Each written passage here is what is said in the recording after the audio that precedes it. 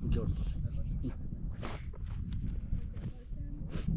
6 महिनाको बाटो, तर कोदालिप्पा क्षणमै पुगे विक्रमशिलामा उनका गुरु शान्तिपाल हुनुहुन्छ। योगिक कायद्वारा आफ्नो गुरुको प्रदक्षिणा गरे, प्रणाम गरे, गुरुको समीप बसे। शिष्यहरूले उनीलाई चिनेनन्। कोदालिप्पाले आफ्नो पुरानो विपाक कायको साक्षात देखाएर पुनः प्रणाम गरे अनि अनेक प्रणाम एवं प्रदक्षिणा गरेर आचार्यको चरणमा शिरले स्पर्श गरे। आचार्य शान्तिपाले भने कि तिमी को हौ? कोदालिप्पा भन्छन्, गुरुजी म हजुरको शिष्य हुँ। आचार्यले भने, मेरो अनेक हजारौं शिष्यहरू छन्, हजुरलाई म कसरी चिन्न सकिन। पुनः उनले भने, म कोदालिप्पा हुँ। जब दोस्रो पटक पहिचान भयो, एक दुईजनामा पहिचान भयो कि दुईटैले शान्त वातावरणमा आपसमा एक दोस्रोको अनेक प्रासङ्गिक कुराहरू गरे। गुरु शिष्यले सोधे भने क्या कुराहरू?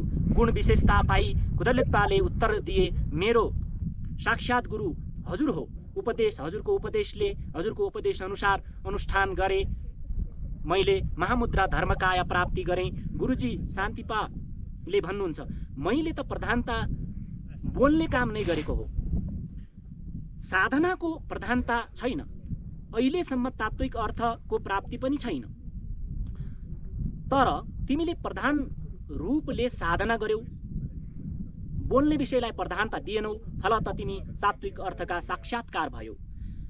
मैले तिमीलाई जो उपदेश दिएँ त्यो पनि भुलिसकेको छु। अब उपदेश पनि देऊ। गुण विशेषताको जो प्राप्ति भएको छ ती सबै कुरा, सबै धर्म मलाई प्रदान गर। कोदालिप्पाले गुरुको धर्मको अनेक गुण सुनाए, जो उपदेश पहिले गुरुले उनीलाई दिएका थिए, जसको कारण उनी सिद्ध बने। उनी पनि पुनः प्रत्यवृत्ति गरेर दिए।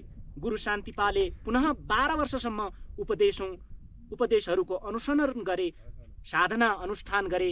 तदुपरान्त रत्नकर शान्तिको पनि महामुद्रा महासिद्धको लाभ हुन्छ अनि अनेक प्रकारको जगत कल्याणको काम गरेर उनी खेचरी लोकमा शरीर सहित रवाना हुन्छन्। अर्को लोकेसनमा अर्को एउटा भनौँ है।